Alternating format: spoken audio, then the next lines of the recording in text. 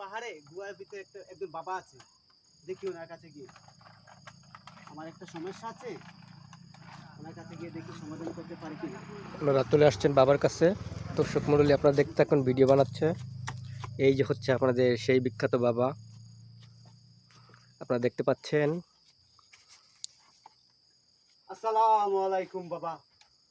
হ্যাঁ বচ্চ, বলো কি সমস্যা তোমার?